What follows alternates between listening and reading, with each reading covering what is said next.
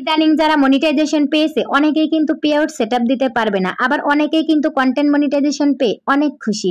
Hello everyone, আসসালামু আলাইকুম। অনেকদিন পরে আরেকটি নতুন ভিডিওতে আপনাদের সবাইকে স্বাগতম। আশা করি সবাই খুব ভালোই আছেন। আজকে মুরগি রান্না করতেছি, আর তেমন কিছু না। এখন অনেকেই কিন্তু পে আউট সেটআপ করতে পারবে না $25 ইনকাম না করা পর্যন্ত।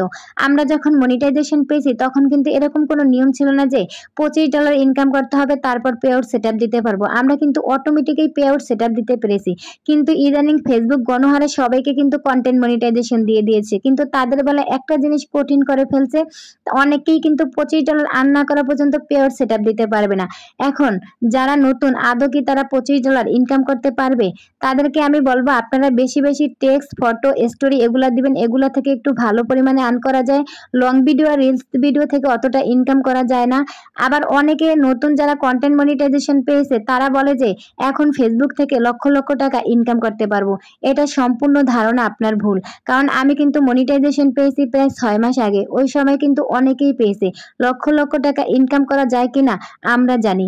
কারণ আপনি যদি ফেসবুক থেকে লক্ষ লক্ষ টাকা ইনকাম করতে চান তাহলে আপনাকে ভালো মানসম্মত, কোয়ালিটি সম্মত ভিডিও দিতে হবে। ওই ভিডিও ভাইরাল হবে, তারপরে আপনি লক্ষ লক্ষ টাকা ইনকাম করতে পারবেন। এর আগে কখনোই ফেসবুক থেকে লক্ষ লক্ষ টাকা ইনকাম করা সম্ভব না। অনেকেরই কিন্তু এটা ভুল ধারণা।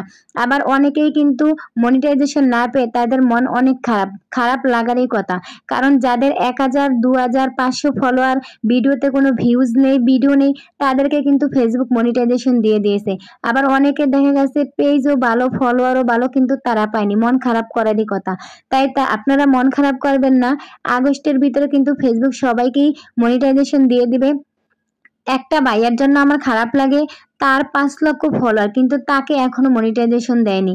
এটা জানি না, এটা ফেসবুকের নিয়ম। তাই সবাই ধৈর্য সহকারে কাজ করুন, মনোযোগ দিয়ে কাজ করুন। একদিন কিন্তু ফেসবুক থেকে আপনি আমি সবাই কিন্তু সফলতা অর্জন করব, যদি আমরা প্রচুর পরিমাণে ধৈর্য দেখাতে পারি। সবাই ভালো থাকবেন, সুস্থ থাকবেন।